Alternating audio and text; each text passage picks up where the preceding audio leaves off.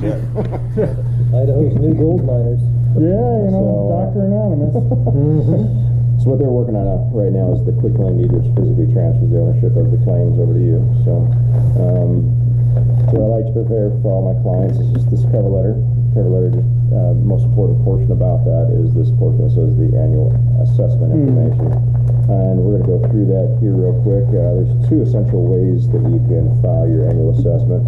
One way is by filling out this form. This is your standard maintenance fee form. They charge $165. That's here at the BLM. They charge $165 for every 20 acres.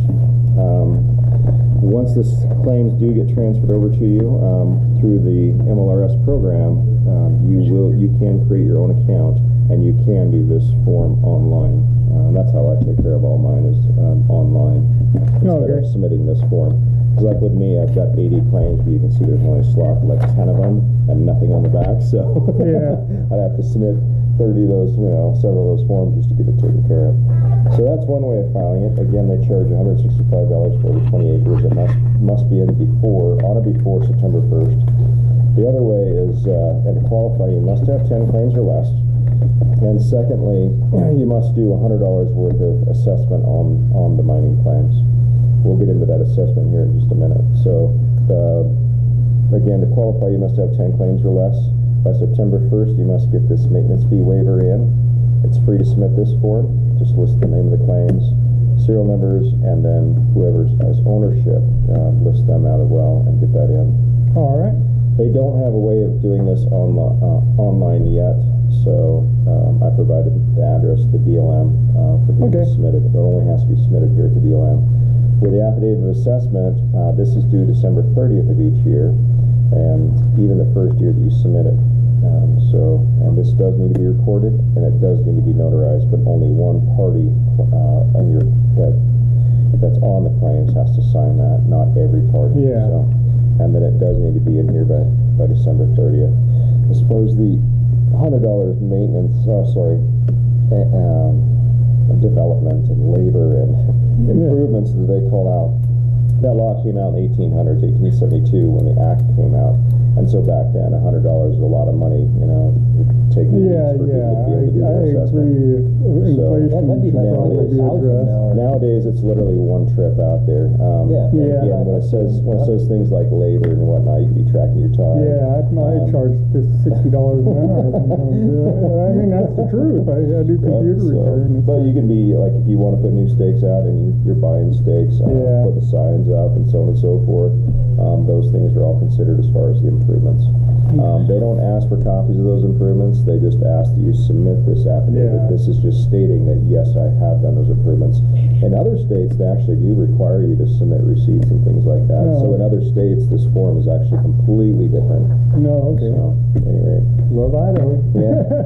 So anyway, that's a rundown of how to take care of the annual assessment. Again, Is there any regulation on the stake size they need to be or height they need to be? Yeah, 4 inches in diameter, 4 feet off the ground. So I like to go down to Lowe's or Home Depot, and they have a triple wall stake.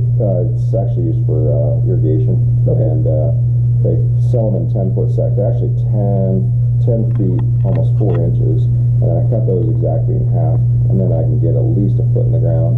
That's it. And then you get whatnot. And then you also want to, they don't want exposed pipe because birds can get inside there, so always make sure to put a cap or like tape it over real good so critters can't get down. I saw had caps on them up there, But that's the law on those. So again, all this information we just went through is right here on your cover letter, and I did provide the address. The county recorders has a mailing address and then their physical address. Put them both in there. Okay. As well as the BLM's address. So, and also as part of the claim packet, I wanted to go ahead and get you all the GPS coordinates. So each of these claims will have its own individual serial numbers, as well as the individual GPS coordinates of those claims. Yeah. And then the nice thing about these is it has the topography and the aerial maps too. So, it's really good. So what's the term patented and unpatented mean? Patented and unpatented. Patented means it's private property. So it went through a patent process, patent process is very complex. When a land became valuable enough where a person could make a living off that, they could submit what's called a patent. And the patent, the first thing the feds have to do is they have to determine, does the land suit? So they'd have to do a mineral evaluation to see if it was good enough for a patent to be developed. In other words, can a person really make a living off it? Does it have just a little bit of gold in there and it's just not worth it? Or does it really have sustainable metals or minerals out there? Okay. And so once they determined through the mineral evaluation that it did, then it would continue on the patent process where they do what's called a mineral survey, where they go out there and they'd survey the ground.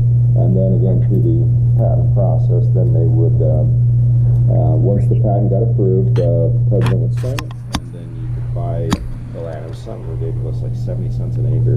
Wow. It was pretty ridiculous. So you would buy the land from the government, and then it became private property. Wow. And that's a patent. Unfortunately, they stopped the patent process. I believe it was 1994 is when they stopped that patent process, because Bill Clinton, when a patent was going through his desk, across his desk,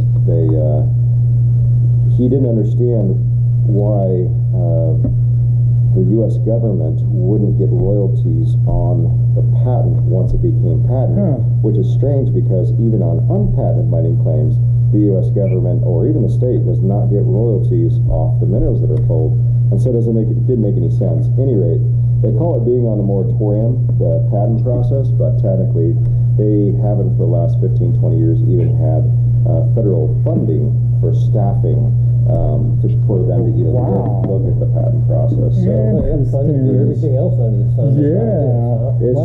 it's just been sitting on the moratorium. Moratoriums that are long, supposed to and last, what, 6 months? I don't know. I don't think know what if the you- federal or state laws are on I that, think but it's like four sessions of Congress, maybe at that. Yeah. So, I just know, like, when I talked to BLM and was researching that, there was some staff even here in Idaho that were assisting with the patent process. oh, okay.